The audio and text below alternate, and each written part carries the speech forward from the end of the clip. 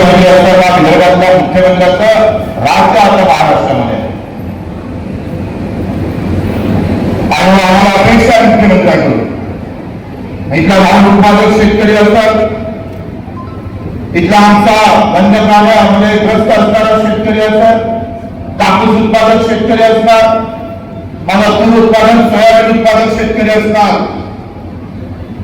त्याच्या नशिबी खऱ्या अर्थानं सुख आलं पाहिजे, त्याला आनंदाचे दिवस भेटले पाहिजे, याच्यासाठी शिवसेना ताकदीने उभं राहिल्याशिवाय राहणार नाही. आपण त्याच्यासाठी हा शिवसेनेचा झेंडा आपण हाती घेतला.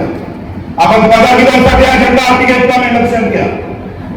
पदाधिकार जाणार त्याची आम्हाला परवा नाहीये, पण जो सामान्य माणूस शिवसेनेकडून वेगळा पक्ष उभा महाराष्ट्रामध्ये त्याला खऱ्या अर्थानं त्याला साथ देण्यासाठी त्याच्यावर खऱ्या अर्थानं आम्ही पाहतोय, त्याच्या अपेक्षा पूर्ण करण्यासाठी तुम्ही आम्हाला सगळ्या कार्यकर्त्याला ताकदीने एकत्र होऊन काम करण्याची गरज आहे.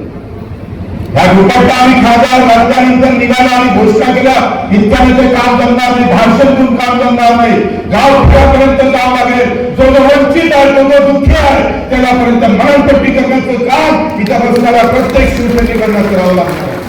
हे गेल्या आयाम आम्हाला द्यावं लागेल. जो दुःखी असतं त्याच्याजवळ शिवसेना ताकदीने उभी राहिली पाहिजे, जे बाळासाहेबांचं स्वप्न होतं. आम्हाला अनेक नेत्यामध्ये अनेक पक्षात जाण्याचा वाटा मोकळा होता, आपला स्वतंत्र पक्ष होता.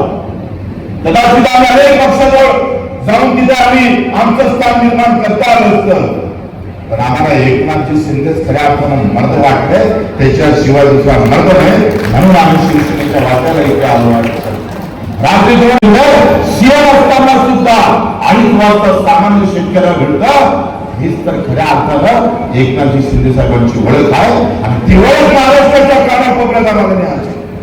एक सेवाभावी माणूस आम्ही पाहतोय, शेवटच्या टोकापर्यंत त्याचा आवाज, त्याचा स्वभाव, त्याची प्रामाणिकता, त्याचं व्यक्तिमत्व देण्याचं काम आम्हाला करावं लागणार.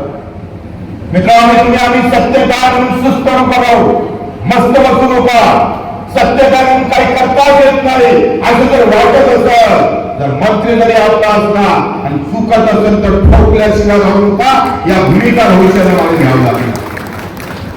आमच्या भूमिकेत खऱ्या अर्थानं आपण पाहतोय, गावात आम्ही पाहतोय आमच्या धानाचे पैसे का भेटले नाही, आमच्या धानाची खरेदी का झाली नाही, अजूनही लाडक्या बहिणीचे पैसे का भेटत नाही, त्या सगळ्या गोष्टी विचारात घ्यावं लागलं. तर कोणता तरी इथेनॉलचा प्रकल्प आला, तो आमच्या पाण्याला जर शेतकऱ्याच्या पाण्याला जर हात लावत असेल तो प्रकल्प उखडण्याची ताकद त्याच्यानंतर ज्या पद्धतीनं छत्रपती शिवाजीराव स्वराज्याचे निर्माण केलं, कालच स्वराज्य मिशन झाला. छत्रपतीचं एक वाक्य फार महत्वाचं आहे आणि ते डोक्यात ठेवा. आणि घोषणा करून चालणार नाही. छत्रपतीचं एक वाक्य महत्वाचं आहे आणि ते वाक्य काय महत्वाचं आहे. मित्र हो, छत्रपती म्हणायचं राज्य कशासाठी, कोणासाठी, तर हे राज्य